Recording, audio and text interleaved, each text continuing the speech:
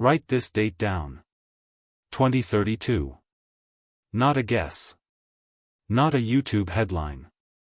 A number signed off on by the United States Treasury Secretary, sitting inside an official government document released this year. 2032 is the year the primary trust fund that pays Social Security retirement benefits is projected to hit zero. Now stay with me, because most people hear that and picture the checks just stopping. That's not what happens. What happens is worse, in a quieter way. The law says the system can only pay out what it takes in. So the moment that fund runs dry, every single check, yours, your parents', your grandmother's, gets cut. Automatically. By 22%. No vote. No new bill. No politician has to raise their hand. It just happens, the same way a paycheck shrinks the moment your hours get cut. 22% isn't a rounding error. For a couple who paid into this system their entire working lives, that's thousands of dollars a year, gone, in a single stroke, on a date that's already on the calendar. I'm not here to panic you.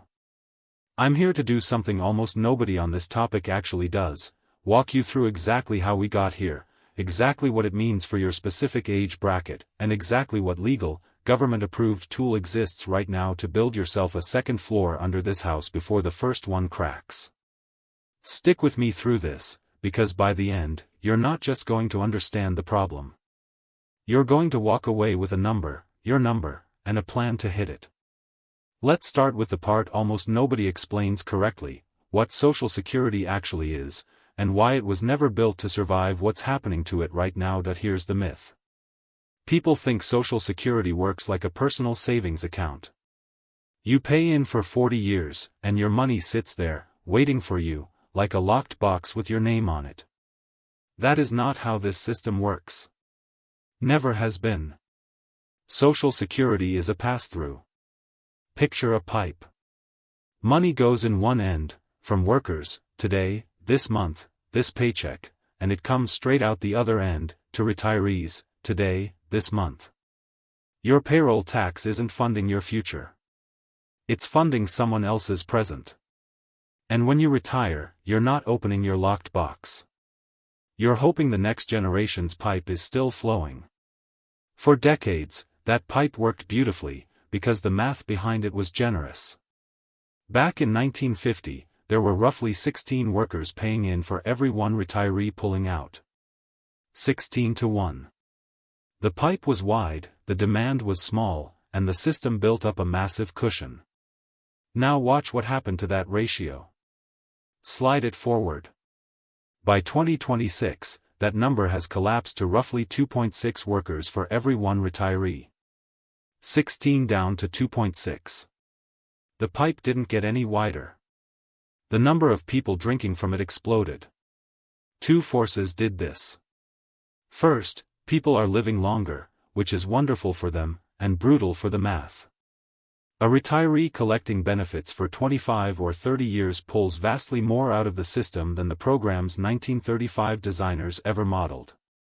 Second, birth rates dropped.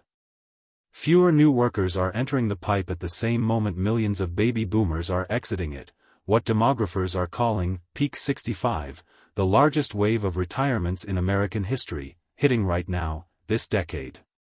So picture two lines on a chart. One line, workers paying in, flattening out, barely climbing. The other line, retirees pulling out, rocketing upward, almost vertical. Where those two lines cross, that's not a metaphor. That's 2032. And here's the part that should genuinely frustrate you, this isn't new information. Actuaries inside the Social Security Administration have been projecting this exact collision for almost 30 years. It's been in Trustees reports since the 1990s. This isn't a surprise crash. It's a car accident you can see coming from a mile away, in slow motion, while everyone in the front seat argues about who should grab the wheel. We'll get to why nobody's grabbing that wheel in a few minutes. But first, this affects you differently depending on exactly when you were born. So let's split this open by generation, because the version of this story that applies to a 26-year-old is a completely different story than the one for someone 58. If you're under 35 right now, Gen Z, this is your section. Here's the blunt version. By the time you're standing at retirement age, the system you're paying into today will almost certainly look nothing like the one your grandparents collected from. That doesn't mean zero. It means you cannot responsibly build your entire retirement plan on the assumption that a full, uncut benefit will be sitting there waiting. Anyone telling you to plan around a guaranteed, full-strength Social Security check 40-plus years from now is selling you a fantasy, not a forecast. You have one enormous advantage nobody else in this video has: time. And in a minute, I'll show you exactly what that time is worth in real dollars. If you're between 35 and the early 50s, Millennials, and the older edge of Gen Z, this is your stretch. You are statistically positioned to retire right around the years when those automatic cuts are scheduled to be in full effect, unless Congress acts before then. That means the benefit your parents are collecting today, in full, could be reduced by the time it's your turn at the window. You're not far enough away to ignore this. You're not close enough to be politically protected. You're squarely inside the blast radius, and that's exactly why this video exists. If you're in your mid-50s to mid-60s, Generation X, listen closely, because you're in the single most exposed position of anyone watching this. You're too far along to start completely over with 40 years of compounding ahead of you. But you're also too young to be fully shielded the way current retirees are. You're caught directly in the gap, close enough to retirement that the cut could land on your actual benefit check, far enough out that you can't simply assume Congress will fix it before your birthday arrives. If there's one group that needs to move on what I'm about to show you, it's you. And if you're already over 65, collecting benefits right now, here's your honest picture. Politically, current retirees tend to be the most protected group when reforms eventually happen, because you represent the largest and most consistent voting bloc in the country. Lawmakers know touching your existing check is politically radioactive. But you're not entirely insulated either. Even without a benefit cut, inflation is quietly eating the purchasing power of every fixed check you receive, year after year, whether the trust fund depletes or not. That's a separate leak, and it's worth plugging regardless of what happens in 2032. For different generations. For different exposure levels. One shared root cause. So if this is this predictable, if actuaries have flagged this collision for 3 decades, why hasn't a single Congress, Republican or Democrat, fixed it? That's next. And the answer isn't a conspiracy. It's something far more human, and far more frustrating. Let's clear something up immediately. This is not a Republican problem, and it's not a Democrat problem. It's been kicked down the road, administration after administration, by both parties, for over 40 years. Anyone trying to make this purely partisan is either uninformed or selling you outrage instead of the truth. Here's why nobody touches it. There are only a handful of real levers that fix this math, and every single one of them is politically painful. Lever 1, raise payroll taxes. To fully close this gap starting today, the math points to roughly a 29% increase in the payroll tax rate. Try running on that. Lever 2, cut benefits directly.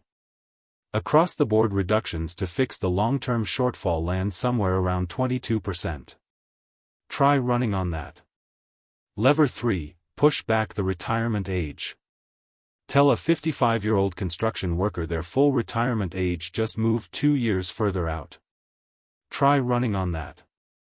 Lever 4, some blended combination of all three: smaller tax increases, smaller benefit trims, a smaller bump to retirement age, spread across decades so nobody feels it all at once.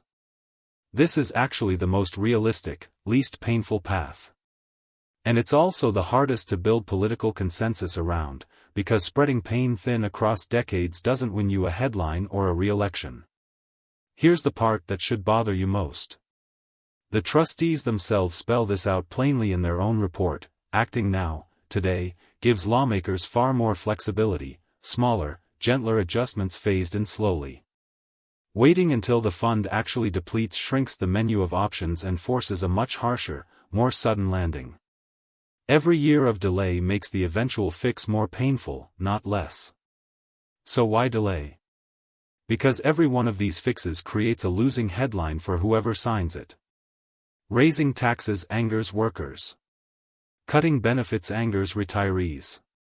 Raising the retirement age angers everyone in between. There is no version of this fix that doesn't cost a politician votes today in exchange for a problem that technically isn't due until 2032. And in politics, a guaranteed loss today almost always loses to a possible problem tomorrow. This isn't a villain twirling a mustache in a back room.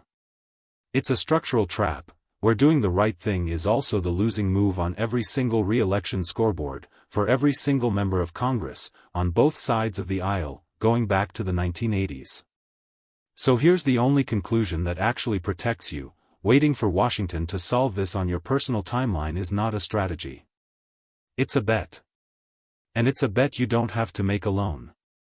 There is a legal, government-sanctioned tool that lets you build your own floor underneath this system, one most people either ignore completely, or use so incorrectly it barely moves the needle.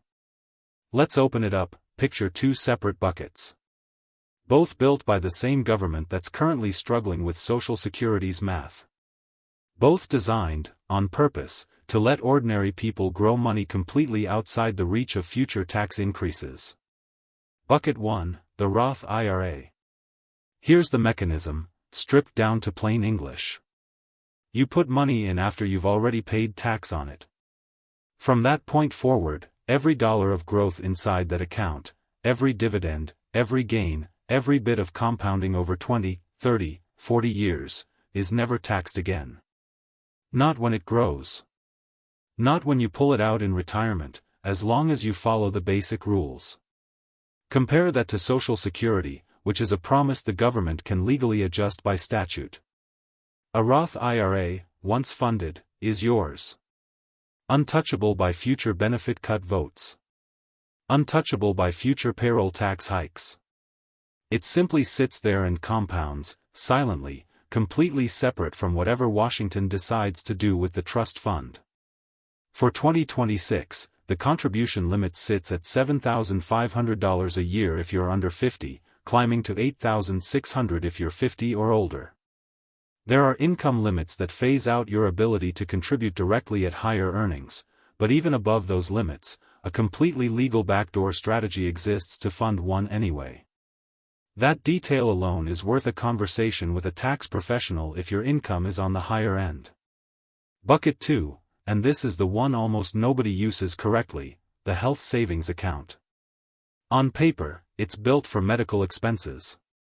In practice, used correctly, it's arguably the single most powerful retirement account the federal government has ever created, because it carries a triple tax advantage no other account on earth offers. Money goes in pre-tax. It grows completely tax-free. And it comes back out tax-free too, as long as it's used for qualified medical expenses, which, statistically, almost every retiree eventually has, in volume. Here's the stealth move almost nobody executes. Most people treat their HSA like a checking account. Money goes in, money goes right back out on this month's prescription or doctor visit. The actual power play is different. Pay today's smaller medical costs out of your own pocket, leave the HSA contributions completely untouched and invested, and let that account compound for decades exactly like a retirement portfolio. Then, in your 60s and 70s, when medical costs are statistically at their highest anyway, you pull from a fully grown, fully tax-free account. For 2026, the contribution limit is $4,400 for individual coverage, $8,750 for family coverage, with an extra $1,000 catch-up available once you turn 55. Stack those two buckets together, and you've built something Social Security can never legally touch, money that's already yours, growing outside the reach of any future trust fund vote, any future automatic cut, any future Congress that keeps kicking this can down the road. Knowing the buckets exist is step 1. Knowing exactly how much to pour into them, based on your actual age, right now, is the part that turns this from information into a plan. That's next. Let's run real numbers. No vague advice, no, just save more. Actual math. 3 different starting points, age 25, age 35, age 45. Same monthly contribution in each case, $400 a month, invested inside a Roth IRA in a simple, low-cost, broadly diversified index fund. We'll use a long-run historical average return for a diversified stock portfolio, somewhere around 7% annually after inflation, which is conservative compared to many multi-decade historical stretches.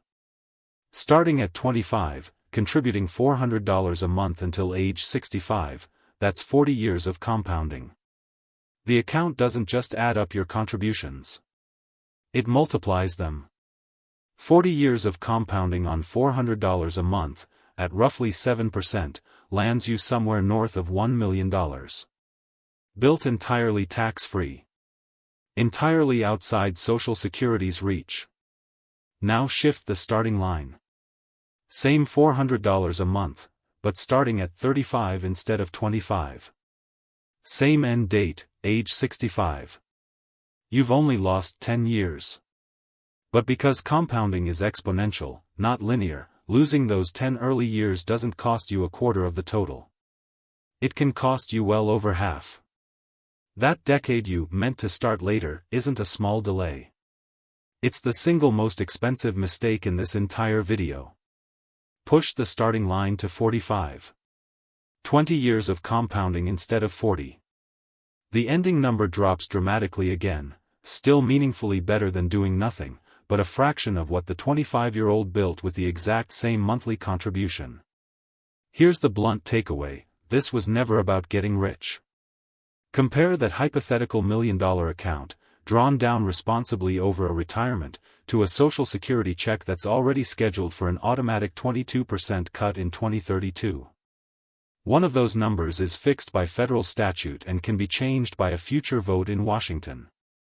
The other one is sitting in an account with your name on it, already taxed, already legally yours, completely outside anyone's ability to legislate it away. This is not a bet against Social Security existing. It still will, in some form. This is refusing to make that program your only floor, and building a second one, brick by brick, underneath it. So now the question becomes painfully simple: what's the actual move? Not theory. Not, you should invest. The literal steps, in order, starting today. That's what's left. 6 steps. In order. Do these, and you've moved from someone hoping the system holds together, to someone who built a backup regardless of what Washington decides. Step 1. Go check your real number. The Social Security Administration runs a free portal. Search My Social Security on ssa.gov, and it shows your actual, personalized projected benefit, based on your real earnings history. Not a guess. Not an average. Your number. Most people have never once looked at this.